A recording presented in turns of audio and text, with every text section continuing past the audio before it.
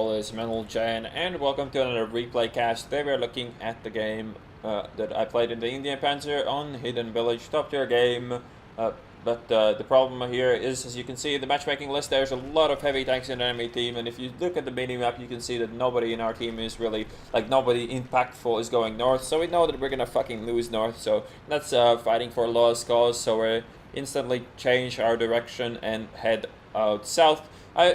In general, I believe that south is kind of a waste of time, even in a medium tank, but as I said, in this case, we just looked at the matchmaking, saw that they have way more heavy tanks than we could possibly deal with, and I made the decision to just fuck off.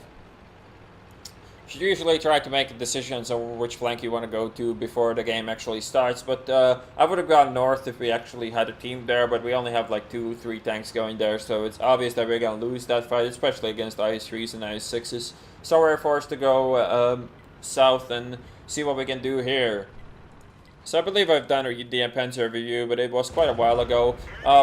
But I'm pretty sure my opinion hasn't changed. The Indien Pz is definitely one of my favorite tier 8 medium tanks, and it's one of the most powerful tier 8 medium tanks as well. Especially if you don't like to shoot a lot of gold ammo, this tank doesn't really need to. So it has some bad trade-offs because of that as well. You have pretty lackluster aiming time, and the hit point count is also not that great compared to like the Panther 2, but you do get pretty decent gun depression, and your penetration is rather high as well.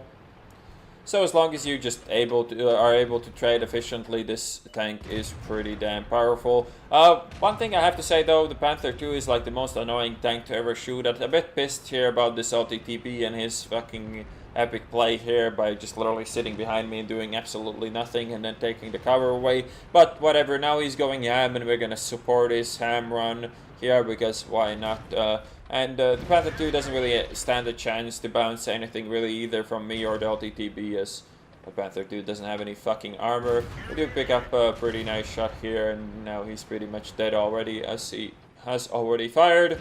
We do go for the track, but it doesn't really matter at all there. We did get that 8 assistance damage, I guess, because of that. So before we get into too much more action, the equipment I use on the Indien Pz are rammer, vertstab, and coated optics. The view range on the Indien Pz isn't great, and it is kind of hard to get the view range maxed out, but I don't think it's worth carrying binos on a tank like this at all, so we're going with optics. It's not the greatest, as you can see the view range isn't really all that good, but it does the job most cases anyways.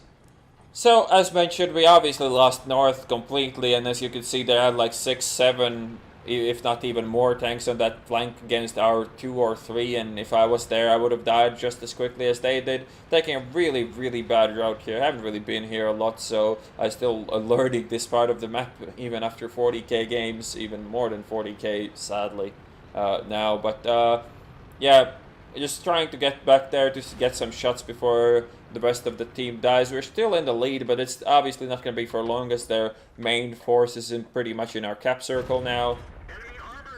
Shooting a Panther 2 here makes the most sense, as it's the biggest tank with the least armor, and now it's switching to the Tiger, as that pile actually has a hitbox there for some reason, and I'm gonna have to shoot the Tiger again, sadly though, as the Panther was in cover. Now he's in the open, so switching back to him, as he is definitely the most dangerous threat there for sure, and leave him on 100 health, and now he is done as well.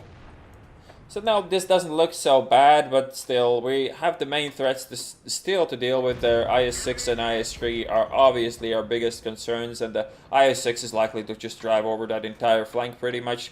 A really lucky shot here on the SDA-2, and now a really unlucky shot on the same guy, so we end up equal there. But yeah, he can spot me, so obviously he's using optics, which can be a useful information for my future. And now I'm getting spotted even without really peeking out, and even with having these bushes, I still don't really have a chance to not get spotted here. Now the Tiger is giving me a pretty easy shot, which I take, but sadly get nailed from a ridiculous angle from an IS-3, and now I just need to do some damage on these guys before they get back to our cap. I do bounce that shot, sadly, so I'm not gonna really get to do that much here. I do get a next one though, and I might be able to put another one in there if they make him stop, but it seems to not be the case. The LTTB might actually force them to stop and turn, and now I try to relocate to help him, as he's really the only guy I can support in this game. And after he dies, this game is gonna pretty much gonna be all up in my hands. And the LTTB dies, but let's see if I can get this shot. Pretty dodgy, but we do end up landing it anyways.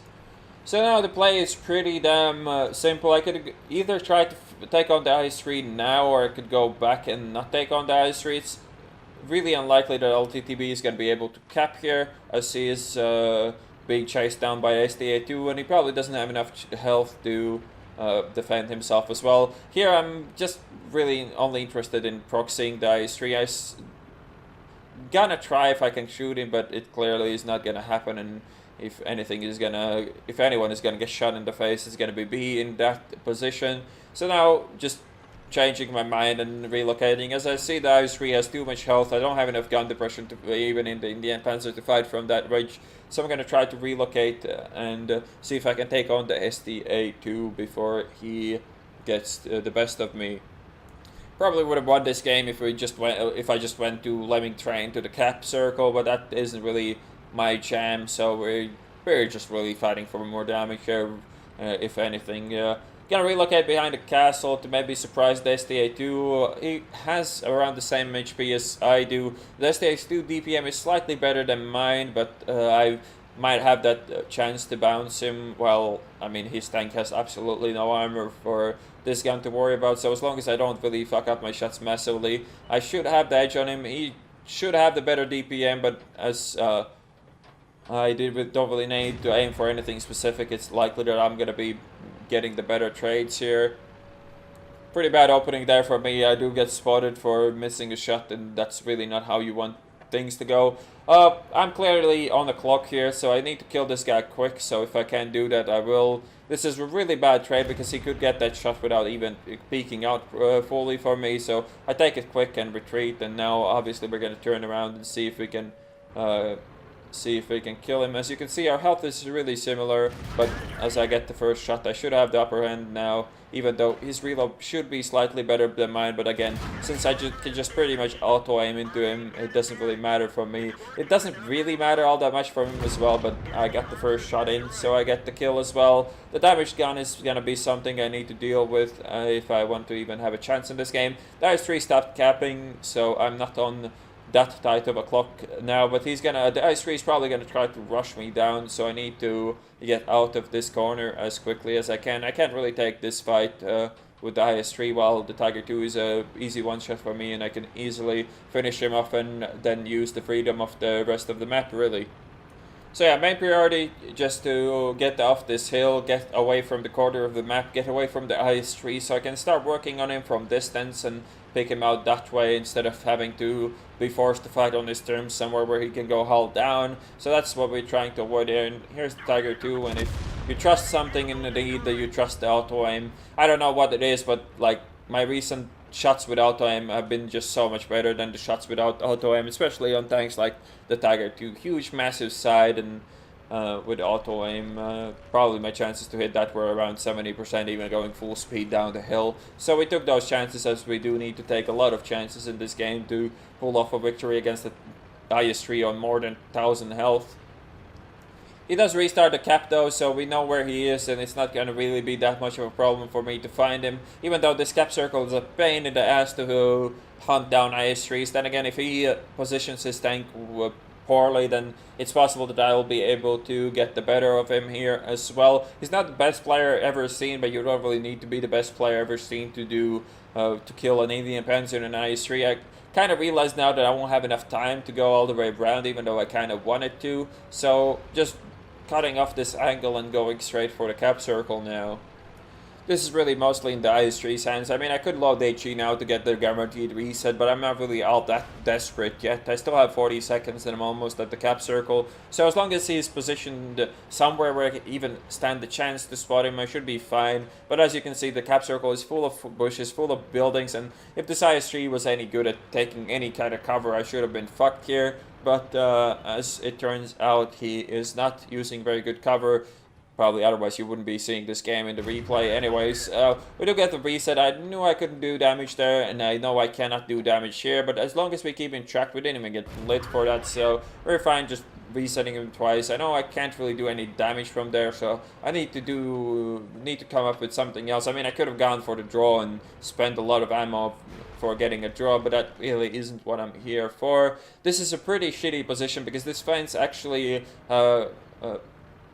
denies me from spotting him, but obviously if I shoot through it, he's going to be able to see me and answer back immediately. So we don't really want to use this as cover at all. We don't really want to be behind it either, so we're just falling back a bit more and seeing if I can find a better position to maybe get some shots on that IS-3. And that house behind me looks like the best place to do it from. I might actually have to aggressively push across the road to get a better shot, but then again, if I get spotted, it should be pretty easy for the IS-3 to angle whichever way he needs. Maybe he saw me destroying some crap here, and that might have been the reason why he stopped the cap, but he has stopped it, and now I have to try to get this shot in, and I do, and now this shot is for the game. He didn't really have a chance to pen me there, but he went for the shot anyways, which gives me a 1-free shot for sure. I obviously go for the track immediately and actually have a pretty good position on him now. I could still fuck this up because it is an IS-3. Pretty dodgy shot this one. This might have actually not gone into the track, which would have been terrible for me, as obviously he would have been able to repair this. And now he kind of fucks up. Well, he kind of fucks up. He couldn't shoot me, and I did reset his track there, otherwise he would never have shot that. And now I do get another track shot, and it is pretty much over because I can just go behind him and get this track shot, and then just angle my tank properly so he doesn't really have a chance. Bit too exposed here maybe, but I don't think he could have even seen me there. But yeah, that's the game. Sadly, I don't have the end plates on this game or the replay file because I did a clean install and completely forgot about these replays that I had recorded. So yeah, cry every time, don't have the end plates, but you're gonna have to trust me on this, that it was an ace tanker. But yeah, thanks a lot for watching, guys. I do hope you enjoyed at least the replay, and I'll see you on the next one.